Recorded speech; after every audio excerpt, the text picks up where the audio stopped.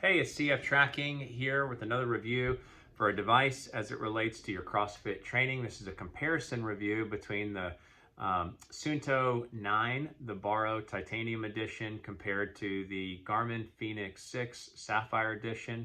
We're going to look at a few of these details side by side, but the primary difference is, just to give you a high-level overview, the Suunto 9 is 50.5 millimeters wide versus the 47 millimeters. This may compare more to the 6X, but for comparison purposes, we have the 6 on hand, so we're going to do that. Thickness-wise, 16.6 millimeters thick on the Suunto 9, 16 millimeters thick on the Fenix 6, 74 grams on the Suunto 9, 83 grams on the Fenix 6, 1.4-inch display screen on the Suunto 9, 1.3 on the Garmin. You know, the Garmin offers a bunch of different bezel, compilations. They have a titanium one. We're going to do the comparison versus the titanium one of the Suunto 9. That's why the weight is somewhat down, 74 grams versus 83 grams. The screen resolution is actually higher on the Suunto 9. So it's 320 by 300 versus the Garmin, which is 260 by 260. You can't see a lot of difference, and the Garmin has a better backlight, a brighter backlight, and more color visualization, just a brighter color scheme. The band on the Suunto 9 is 24 millimeters versus 22 millimeters on the Garmin. They both track your all-day heart rate variability through a first beat component. Suunto calls it resources, sort of like your energy level. Garmin calls it body battery, but it should be a similar algorithm because they're contracting it from the same algorithm producer. They both do sleep tracking. Garmin has a lot better, and we'll show some side-by-side of the apps, because the app and the availability of information is much different on the Garmin versus the Suunto. The Suunto limits how much you can see. The Suunto 9 actually does include a touch screen, which isn't enabled in every function and capability, but it is enabled in a broad set of them. You have a million different watch faces you could download or install or create on the Garmin, whereas you only have 8 you can create on the Suunto. One alarm versus multiple alarms. You can do vibration and tones on both. You get watch notifications on both. There is some customizable data on the Suunto 9. It's a little bit more capable on the Garmin Fenix 6. You can customize a bunch of different pieces. And there's a number of different customization aspects that are missing on the Suunto 9. Garmin is just the industry leader as far as the level of in-depth customization you can do on any of their watches and on their app. You don't get all the same stat information for heart rate data. The sleep stats are very limited on the Suunto 9. Garmin, you get all those stats, but you also get widgets, which gives you the ability to add or take away visible pieces of information that you can scroll through the watch to see. So completely open architecture there. Plus they have an app scheme, so you can download apps, you can download sports profiles that are made by different producers. So Garmin is just, leading the way with that sort of thing. We'll see there's a bunch of different watch faces you can download.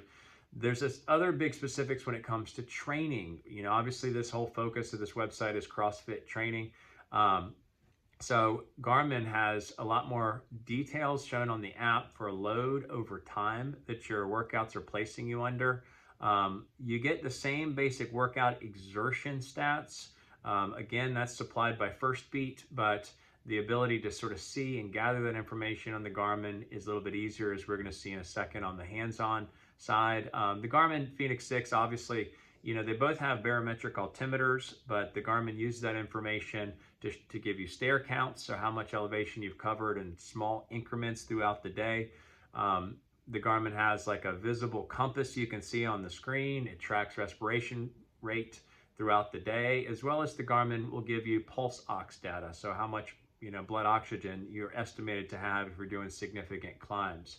That's missing on the Suunto 9. So let's get into a hands-on side-by-side. If you like this video, give it a thumbs up, and I'm definitely trying to build my subscriber base. This website and YouTube channel is specifically dedicated to devices that would benefit CrossFit training. So definitely worthwhile to subscribe for future updates, especially if you're not just a traditional runner or a traditional, biker. So let's get into the hands-on. Okay, we're going to try to do this video just showing the side-by-side differences and similarities between the two watches. So looking specifically at the Suunto 9, you have the basic landing page, and obviously you can change the watch faces relatively easy. You have a quick link to go into a few of the basic places. Similar to the quick link within the Garmin, you can change the watch faces to a number of different particular options, and then you can always just swipe out. The touchscreen works really well. It's actually functionally really capable. And before I forget, both watches receive notifications really smoothly. I've had no problems with notifications coming through. It's actually been more consistent than the Garmin has with notification receipt. So touchscreen works well, button presses work well, and the notifications come through, versus the experience I had with Polar, where the Polar didn't have notifications. So now this is the resources.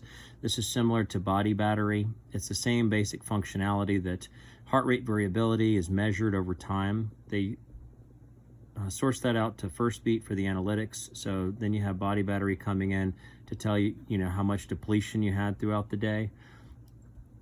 And then you scroll to the next one, which is just a summary of the number of steps and the number of calories, and you can see details for each of those, as well as just scrolling out of them. Scroll back down, this is the amount of training for the week, and it goes into details for how much your training plan is looking like over a period of time.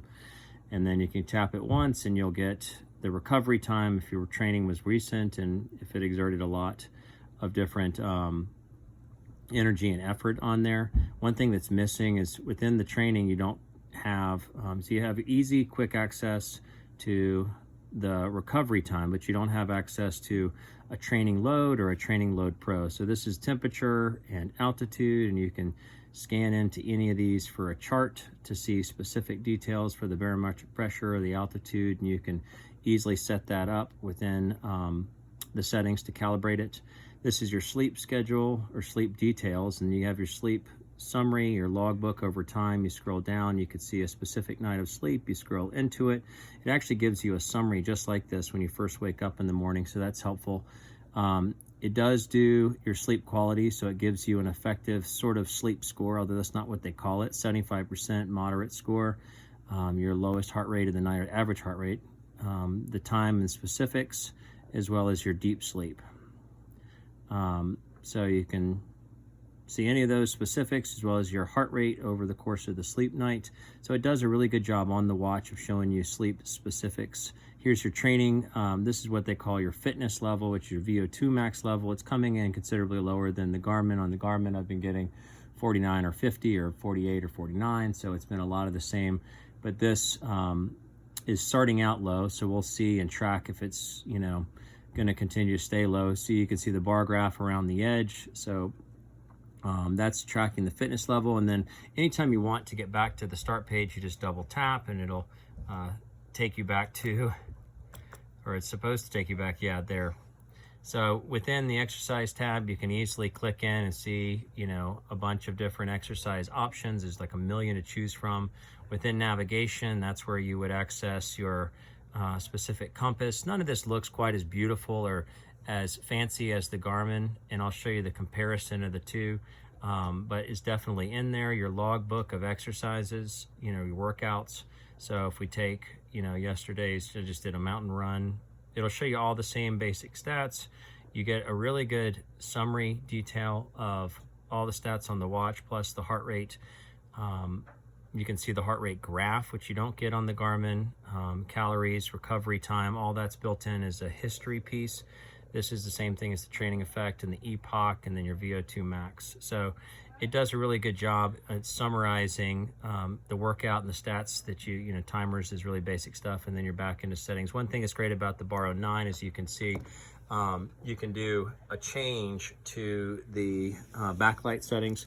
So things look similar but slightly different on the Fenix. A couple of things that are obviously different on the Fenix is you get a bunch of little widgets. So here's the battery. It's going to look similar to that resources tab because it's still contracted out with First Beat. They do a lot cleaner, prettier job on the Fenix 6. This is your VO2 max score, similar to the one that is shown on the Baro 9. So the information's the same. Here's the big difference. Within Garmin's weather widget, you get a whole bunch of information that's not available on the Baro. Training status, I'm still continuing to see if Suunto offers true training load and details like you can see here. So your load over a period of time, your shortage, obviously the recovery time is also built into it. Basic health stats, which you have on both watches, basic stats over steps and calories throughout the day. You don't get a simplified sunset sunrise calendar on the Suunto, but there's the compass. So, you know, Garmin's compass looks just a little bit more fancy, but it's the same basic stats, last activity steps. Pulse ox is not available on the Suunto, but is on the Garmin. There's a specific compass, another barometric. You have this same basic measuring piece within the Suunto 9, obviously within one of the primary pages, respiration rate. So Suunto doesn't calculate respiration rate, and then a similar set of stats, just in a prettier version on the Garmin specifically. But there are a lot of similarities. I'd say so far, just in experience and feeling it, the backlight or the clarity of the screen, at least on this particular Garmin, is better, but backlight has seemed to be effective on both. Notifications have been effective on both. I actually liked the out-of-the-box tracking data pages, data tidbits on the Suunto better than the Garmin. Just had a better summary of stats just right out of the box, but you can set what stats, what data you look at within both watches. I did the hiking application yesterday and it was fantastic on both. Had some exceptional detail on the Garmin, but they both operate effectively for sports training and obviously for outdoor.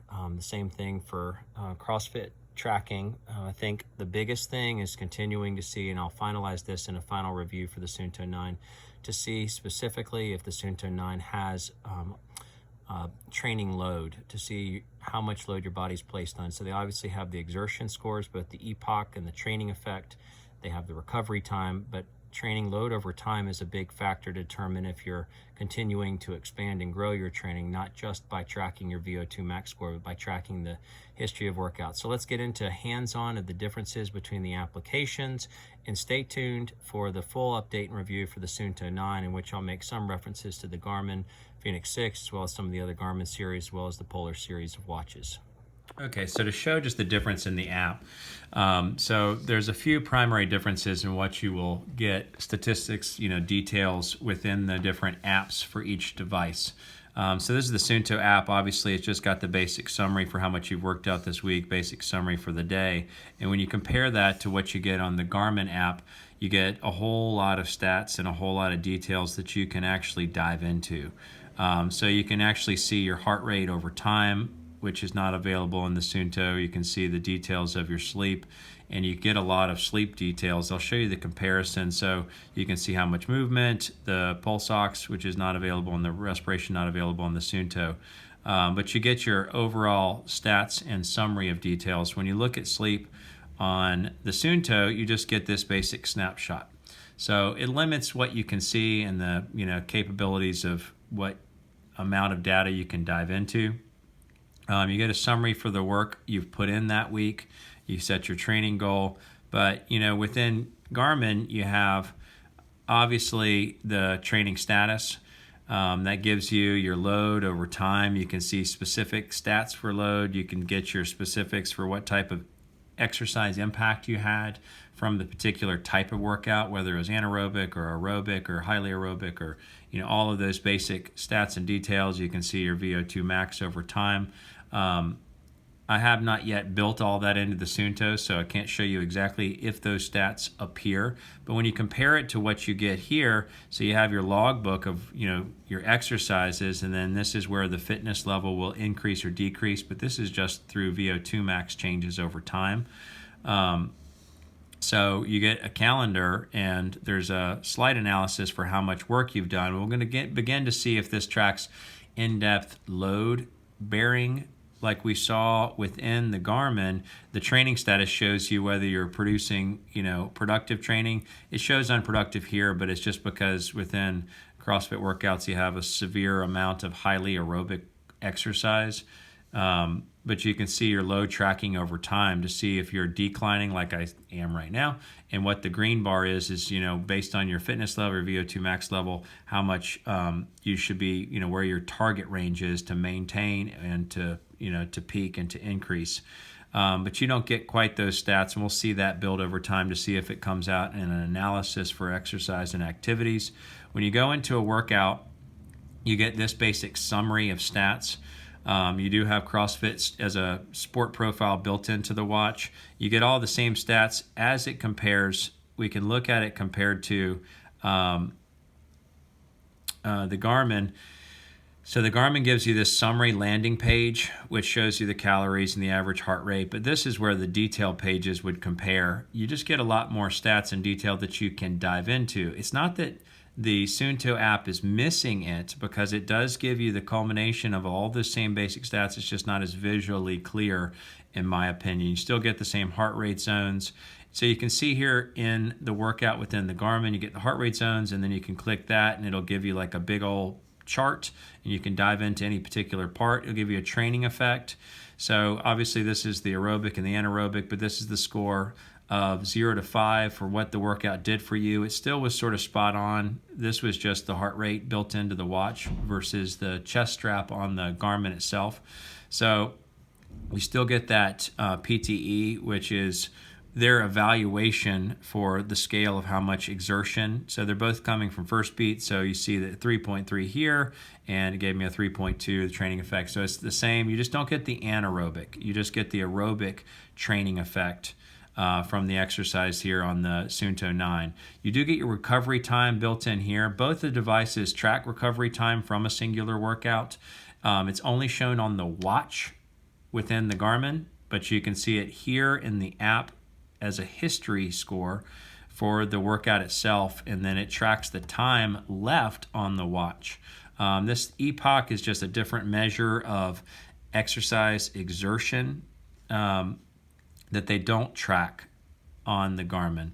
But otherwise, it's relatively similar. You see your temperature, you can see the the level of the number of rounds. So you could see your round time here if you were tracking rounds. It just has it broken down in a lot more detail here.